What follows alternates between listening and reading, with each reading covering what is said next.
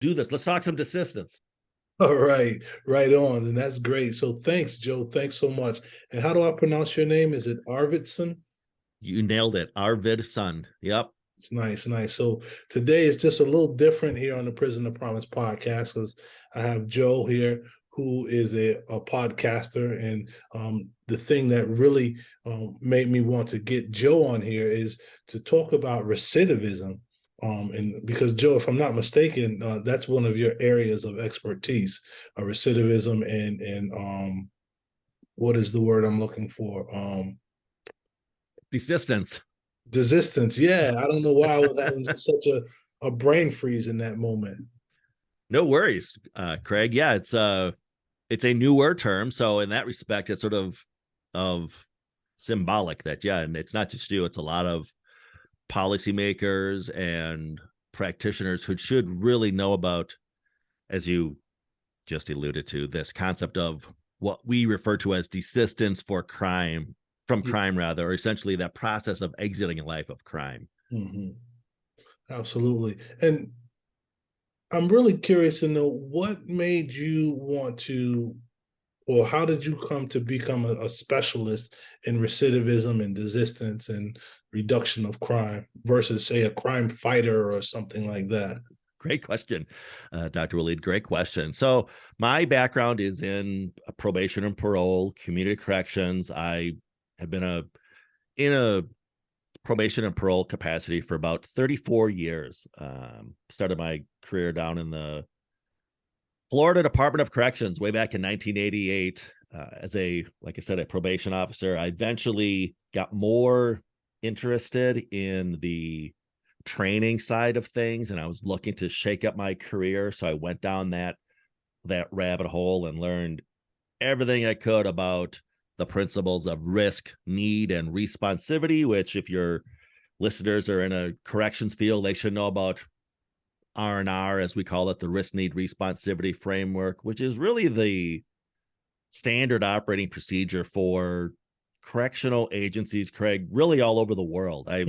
I've trained alongside and trained folks on multiple continents. And so it is the common denominator, if you will. But to answer your question, I am always looking for process improvement. And I realize that as much efficacy as there is to that approach of risk, need, responsivity, Mhm.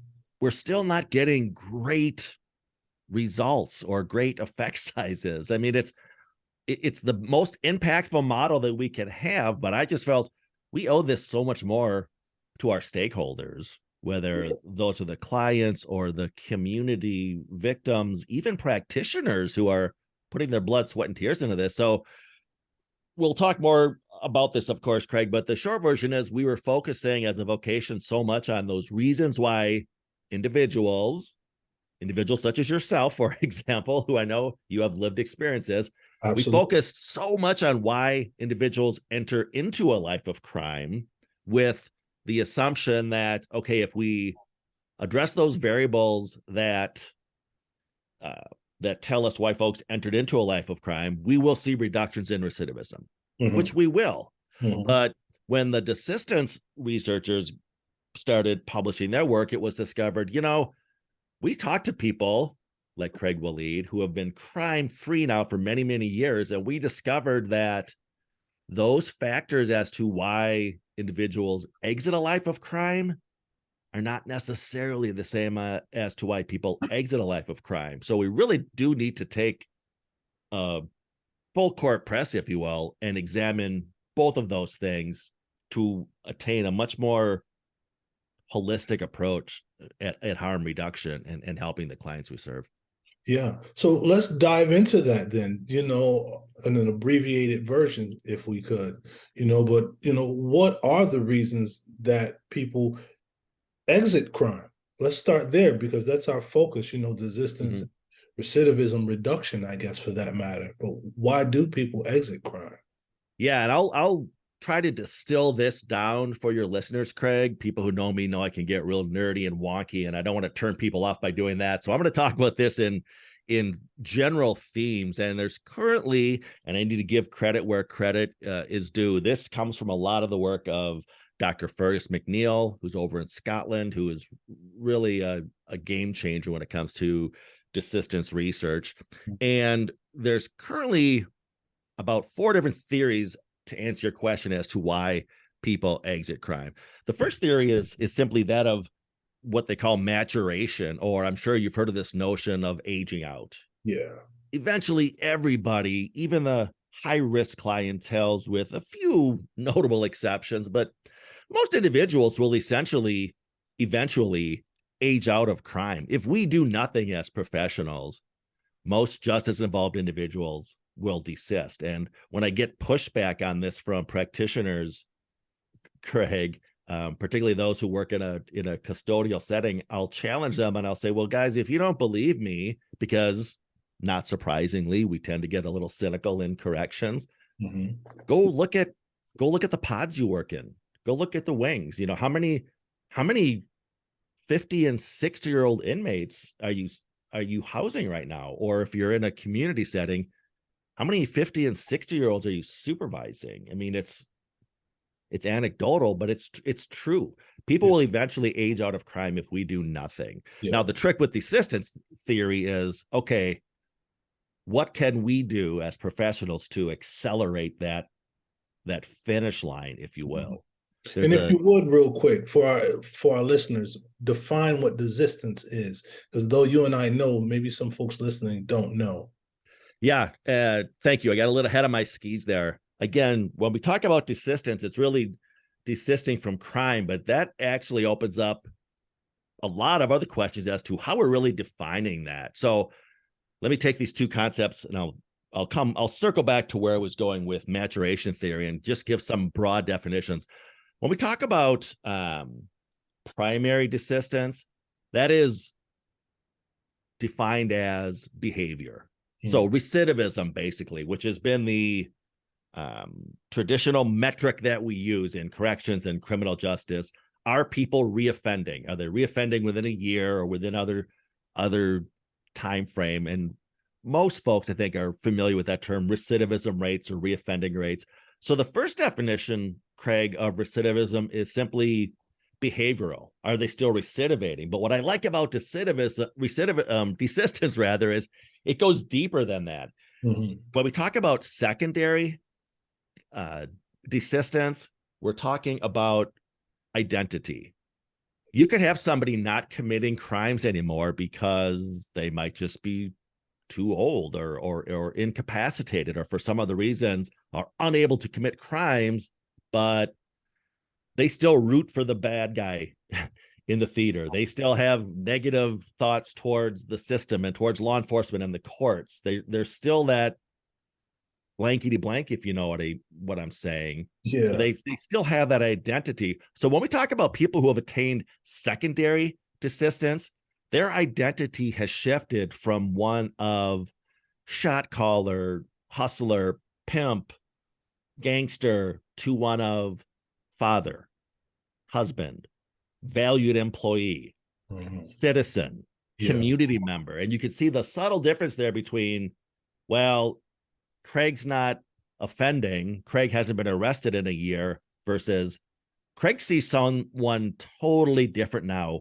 when he looks in the mirror than he did at the peak of his offending. That's what we mean by secondary desistance. You've actually changed your identity. And when I train or teach on this, Craig, to get this point across to the audience about identity transformation, I'll challenge them and say, what was your identity, for example, your senior year in high school or your freshman year in college? Or juxtapose your identity when you were single versus when you became a parent.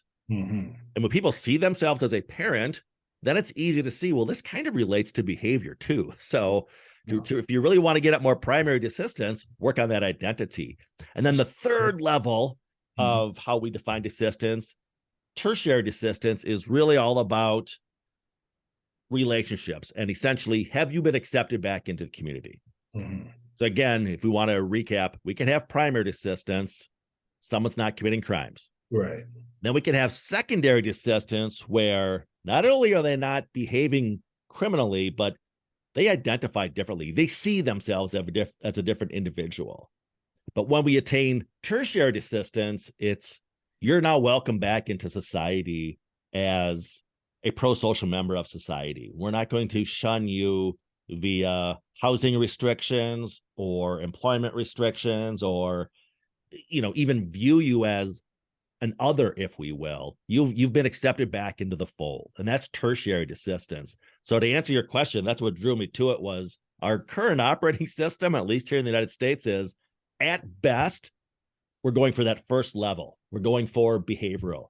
Can we just get Craig or whomever not to reoffend? But desistance is more than just not reoffending. It is really that true reintegration. Yeah. And just hearing you say that makes me think about some approaches to medicine, which is sometimes it's just superficial. They don't want to root out the cause. So for whatever reason, they'll just give you medication, but never fix the issue. But here we're talking about going to the root of the person, not just their behavior, but who they think they are, who they want to be, who they are becoming, and then all of those supports that they have to help shore them up, so to speak. Yeah, it's really appealing to me for all the reasons that you just articulated, Craig. And I think for the practitioner, it's more rewarding as well, because you're seeing much more of that transformation, if you will, beyond somebody just not showing up Monday morning on the arrest log from the weekend or whatever. You're literally assisting and changing that who that person is at their core. And so when we think about people changing, do you think people are having a greater frequency of change later in life or across the spectrum of ages? Boy, that's a great question. I do know, and we were talking about this earlier when I was talking about one theory of desistance simply says, again, maturation, or that they'll age out. And a lot of that does look at brain development. I think what you're getting at is, where they're at in the change process. Most individuals, I mean, not everybody, but a lot of folks, for example, do dabble in delinquency. It's what they refer to as this sort of age-limited trajectory of crime, commonly known as juvenile delinquency. We see that spike at 15, 16 of delinquent behavior. And then most folks, because they have things in place that justice-involved individuals don't have in place, a good support system, for example, things of that nature, then they sort of peak out at 15, 16 real quick with this delinquency. But then you get the more life course persistent folks who get into more serious criminal trajectories. But as I was saying, Craig, even those peak out in the late 20s, which I don't think we do a good enough job in corrections of public relations. I don't even think most practitioners know that, much less members of the community, how stark that drop off is. We used to joke around that a crime fighter's best friend was a 30th birthday party, because most people will age out of crime at the age of 30. Yeah. Now that's tied to a lot of other things, and if we get to these other models of desistance, that aging is tied to a lot of other things, such as social bonds and rewarding employment and that kind of thing. But it all needs to be considered. Yeah, but so just based on what we're talking about thus far, it makes me think crime is a young person's game. Most definitely. Yeah. Most definitely. And another issue we have too, and I sort of alluded to this before when I said most folks age out, we tend to, maybe it's just human nature, but we tend to look at the outliers and then sadly form opinions based on that, or even policy based on that. The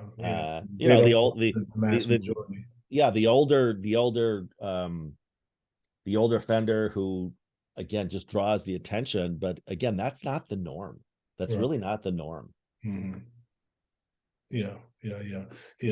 I think that's just in general. You see older people, older animals, we all just kind of slow down. Yeah, we're not making those rash decisions anymore.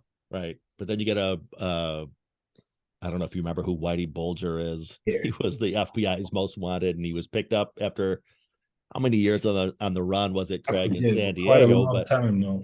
But I tell folks, Whitey Bulger is the exception to the rule. Most people aren't, either offending or on the run or still having that criminal identity into their 70s and 80s. Right, right. Yeah. But when you get these Yeah. high profile cases that people think that's the norm, Mhm. and I'm here to tell you, it's not. Right, right, right. I think people who've been incarcerated or who are currently incarcerated are hyper villainized, you know, where most of the folks are not these super villains, these super Yeah, criminals. Yeah. yeah. But what are some of the other models? You know, I don't know if we'll have time to really dig into all of them, but what are some of those other models that you talked about? So yeah, again, when I talked about those various theories of desistance, one was just let folks age, leave them alone, and they'll age out. The other one really looks at social bonds. Now, Mhm. there's a lot of connections with this to the aforementioned risk need responsivity model, which does put a lot of weight on one's companions because it gets into or relies rather on a lot of social learning theory and model behavior. But as far as the desistance folks go, they realize that it's not just having people in your life who are going to model pro-social behavior, but it's about the ties you have to those people, and it's really about surrounding yourself with people that will provide what we call social capital, or giving you opportunities Mhm. and to exit a life of crime. So again, in the old, or I shouldn't say the old, but in the risk need responsivity model, when we might do an assessment and say, well, you've been assessed as having a lot of negative peers and we need to address that.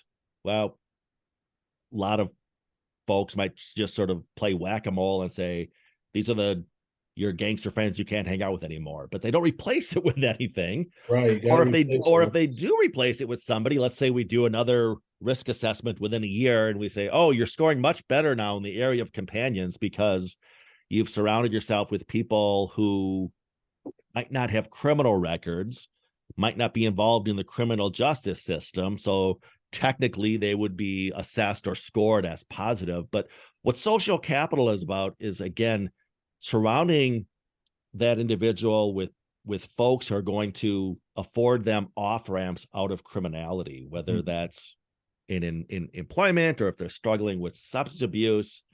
And you could, each of us, all of us, your listeners, could look at our own social capital and say, are Yeah. these folks helping me get closer to my hopes and dreams, or are they reflective of barriers to those hopes and dreams? Mhm. So people with rich social capital find themselves desisting from crime. Mhm. Whereas if you think of somebody who is in the language we use, at least a high risk client, Mhm. their social capital, they don't have anybody who, again, could give them those assets to steer themselves out of a life of criminality. Mhm. Mhm. So that's So, a big one. Yeah. Social capital, social bonds, mhm. surrounding yourself with social people. Almost think, I know you and I, Craig, are big on LinkedIn, but if you think of people who have vast amounts of LinkedIn connections, they have a Yeah. lot of social capital. Yeah. Doesn't mean they have a lot of friends or a lot of people who haven't been locked up. It's like, no, you have a lot of people that can afford you opportunities for growth. Mhm. And that's that another theory of desistance is you need to surround yourselves with those types of people. Yeah. People that can help you Mm-hmm. blossom or lead you into those opportunities for growth. Yeah. Yeah. I remember when I got out of prison, a friend of mine says to me, you have to learn how to borrow other people's integrity. And in a sense, that was, building social capital. Mm-hmm. And so, yeah, that's very important. I mean, we could do this, Craig. Look at your own social capital, and you could juxtapose what it was like when you were either offending or when you were just released Mhm. versus what it is now. Yeah, yeah, it And how grows. much of that success, of your success, or even of your change process, could you attribute to what we are now defining as your social capital, your Mm. relationships with people like me, people on LinkedIn who have opened up other training consulting opportunities for you. That was all the Absolutely. result of you augmenting your social capital. Yeah, yeah. And I think for people who are listening, people who might be trying to transition from offending to living a straight-laced life, I think a big piece is also being unafraid to allow yourself to be vulnerable. I think that's important. That's not probably one of these criminogenic factors, but I think it's something that people need to be willing to do. Oh, 100%. Yeah. I mean, change, any type of change is difficult. Yeah. That's why people, can see their doctor, and the doctor might say, if you don't quit smoking, you'll die of cancer. Or if you don't lose weight, you're going to lose a limb due to obesity. And why wouldn't those people do that? Or if you don't stop drinking, you're going to have destroyed relationships and job Yeah. loss, but they keep drinking. Yeah. It's because change is hard. It's as It is. simple as that. We're creatures of habit, yeah. Mm-hmm. And so there's these neural pathways that get burned into our cognitive space, into our brain, and it's Yeah. hard to undo them. So hard.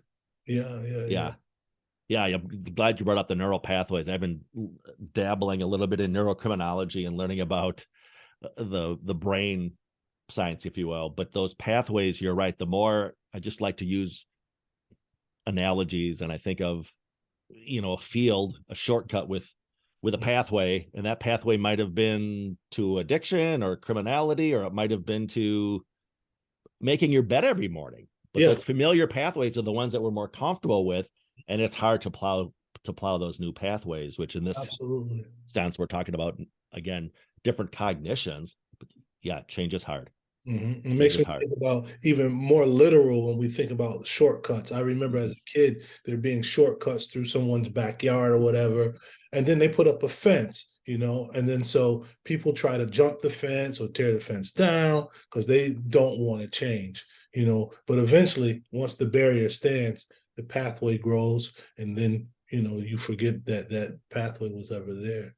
Sort of like our neural pathways. Yeah. Through, I think, intentionality, we can build new and different neural pathways and create roadblocks so that we can find our way. But it takes a lot of work. Yeah, and I will contend, as a lot of it, like we've been talking about, comes with age. It comes with who you surround yourself with, and it comes with, and this is the third theory of desistance, if you don't mind. Come it's on. it's what is referred to as one's narrative identity, or that identity transformation. And I alluded to this before, but you could use yourself, Craig, or I could use myself in any situation. Identity is, and this is what I like about these theories, is they're all kind of linked. Identity is linked to social capital, who you associate with, really informs your identity, rather. And Absolutely. even your maturity, involves your identity. I've got another connection. He's been on my show a few times, Ed Flanagan over in England. And one of his expressions, having spent about 50, I think, of his 65 years on earth, he's Wow. had about a 50-year criminal career before he finally desisted and got sober. But Mhm. his expression that I love to share is, you show me your friends, I'll show you your future. Absolutely. The old time has been saying that a long time. Mm-hmm. Yeah. And again, it ties to this identity. Yeah. It's, if you want to change if you want someone to desist, this other theory says, is work on that identity, Yeah. because identity drives behavior. And Hmm. there's a gentleman by the name of Shad Maruna, who's actually an American, but he's teaching over in Northern Ireland now. He really leans into this notion of identity transformation and how identity is linked to behaviors. And he does a great job of looking at, hey, it's not just us in desistance theory that think this. He points out a lot of other entities tap into this notion of, if we can just alter someone's identity, we can get them to behave in a certain way, whether it's fraternities, who say, you've got to have a fraternity name, and you've got to Right. pledge, and you've got to do all this. And then that's why we get you to Yes. do all these silly things to fraternity that most people would say, why would you do that? Or it's entities like, I'm also thinking about advertisement. yeah. If that Mm-hmm. doesn't tap into people's identity, you know, when you get this product or if you purchase this product, you're being smart, you're being attractive, you're Right. being, whatever. Right. That the brand you wear, the label you wear, whatever. Right. Then you're one of the pretty people or whatever. Yeah. Yeah, yeah. Um, And What so was this I? speaks, but Yeah, good. I'm not sure where you're going, but what I'm thinking about is just how this really speaks to the seat of all success that people can find. And that is seated within one's thinking, one's perception of themselves and how they show up in the world. Yeah.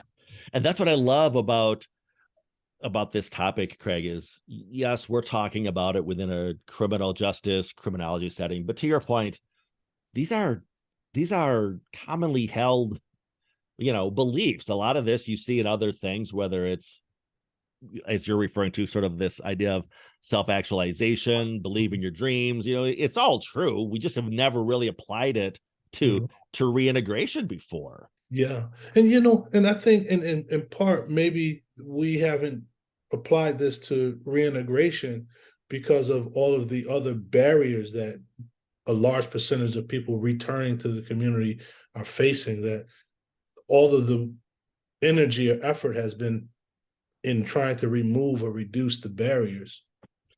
Yeah, and that's a big part of it too. There are so many other sort of systemic barriers, as you said, that make this work difficult Yeah. for those trying to do it, whether they're statutory, legislative, or even um, anchored in bias and discrimination. Yeah. It's And we just, know that that's all there, yeah, all of that yeah. legislation, policy, bias, and discrimination. Even within the criminal justice system, yeah, I mean, sadly, I could train up and we could get a really good cadre of probation and parole officers, but if we're not on the same page as judges, prosecutors, police officers, Mhm. we're sort of the lone voice in the wilderness. Yeah. Yeah. And they're all separate entities, Hmm. in a sense, all separate entities serving the one king, so to speak, Yeah. Yeah. but they're all on different pages. Yeah. Yeah. So Makes that's it challenging. Makes it challenging. Yeah. yeah, yeah, yeah. So a couple other questions, and one is, how can someone increase or help someone increase uh their likelihood to desist criminal behavior? Boy, what a great question. Um, I like to keep things basic, and I think sometimes we talk so much in wonky and abstract terms, but you're right. Just like anyone who's maybe not even a player in the system, for example, Mhm. uh, one of the things, and I know you've been on my podcast, Craig, but one of my missions in life is to really try to tear down the bias and the misconception that we have about justice involved individuals and reintegration. So to answer your question, I think it just starts with just viewing someone for not something they did Mhm. on the worst day of their life, but Mhm. looking at them for who they can become. Mm. And So that to makes answer your question, stop looking in the rearview mirror yeah, yeah, yeah. and And start looking for the potential and good in people rather than just looking in the rearview mirror and waiting for them to repeat that bad behavior, and stop labeling and looking at them through that lens. Yeah, and I think that's all so great. And one of the things I'm also thinking about is how challenging it is to not to perceive or misperceive people through these um, lenses that don't shine favorable light on people. Some of the terms we use, especially when we talk about incarcerated people, is the inmate, the prisoner, the convict, and we're just so used to doing it, we remove the Yeah. person-centered language. Yeah. I could do an entire podcast just on the labeling theory, but you're right. It is alive and well in corrections. Even in official speak, Hmm. we still throw out terms, like you said, of offender, inmate, Hmm. prisoner, without realizing the damning effects that has on somebody. I've stolen this from other trainers and assistants, but only in corrections do we take, like I said, something that snapshot of what someone did on the worst day of their life Hmm. and turn that into an adverb, and then just throw that adverb around for the next 5 years of supervision or the next 10 years of a sentence. Hmm. Um, I mean, if I got up out of this chair in the middle of this interview and I tripped getting out of this chair, in the moment you could label me as a tripper, one who trips, but you wouldn't call me that for the next 5 years. Right. And Because when that we was do just an incident in a moment in time. and when we do this on a professional level, again, I don't really think we understand the magnitude of what that does in the person who we're trying to instill a change in. I tell a story sometimes when I train about, imagine if you go to your dentist every year, every 6 months, whatever your dental plan can afford you, and whenever the hygienist comes out to the waiting room to greet you to come on in, oh, hi, Mr. Waleed, oh, my 10 o'clock a.m. non-flosser is here. Right. Or like, oh, my hang on a second, Nancy, I'm waiting for my 11 o'clock never brushes to get here. Or, if your doctor always viewed you through the lens of who knows what, obesity or excess sugar or whatever it is, but in the same breath, get frustrated at you for not addressing that change. Right. The change that you've been labeling me the last however many times with. Yeah.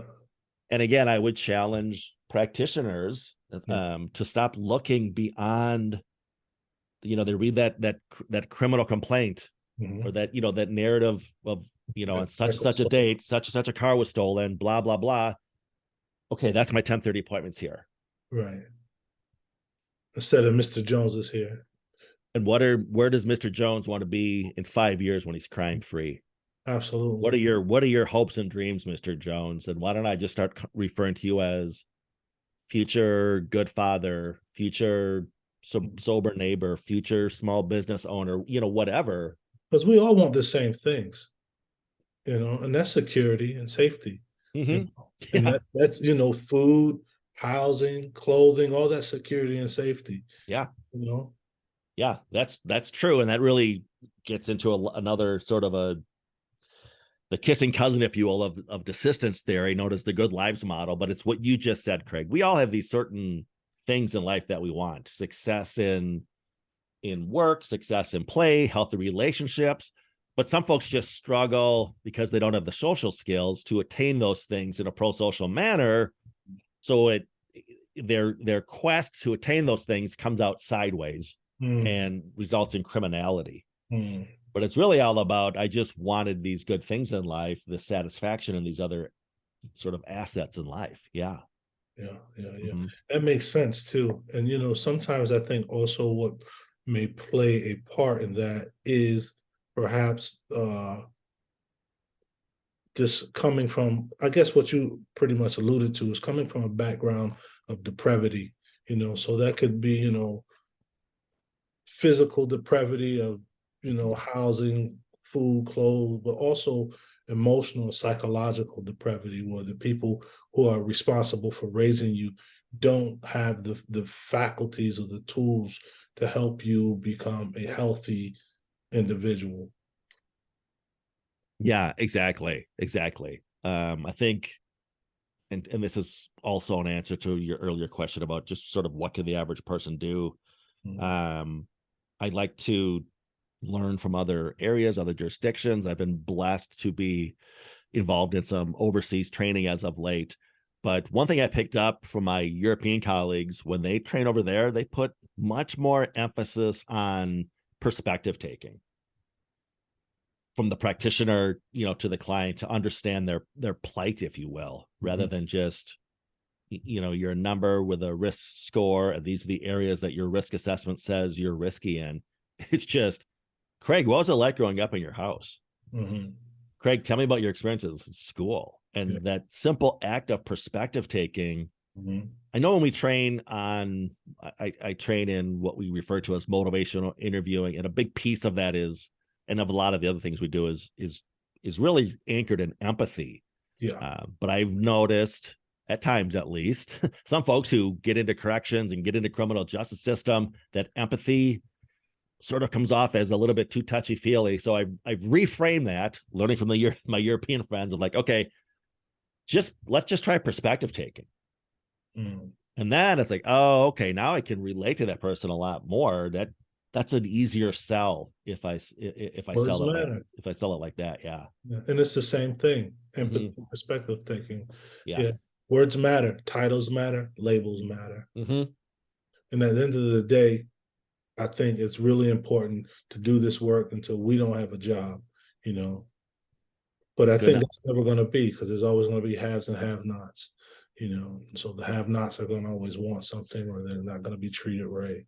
But desistance, that's the closing theme, the opening theme, and I really appreciate you just shedding some of your professional light on what desistance is. If folks wanted to follow up with you or listen to your podcast or anything, how can they find you? Thank you. The name of the podcast is The Criminologist. It's available on all of your major podcast platforms. You could visit my website, the Paragon Group, LLC.com. And if you get into the website, you'll see a tab entitled podcast. So all of my back episodes, including my one with Dr. Craig Waleed, can be found off the Paragon Group, LLC website, or you can reach out to us at the Paragon Group at Gmail, or I'm sorry, the Criminologist Podcast at gmail.com. If you want to email us for questions or a possible guest appearance, we're always looking for other enlightened individuals to share their experiences. And as I said earlier, tear down these biases and prejudices that get in the way of folks like you and I doing good work, Craig. Right on, Joe. And with that, I'm going to call it a wrap. Thank you so much for your time. Thank you, my friend. Until next time. Yes, peace.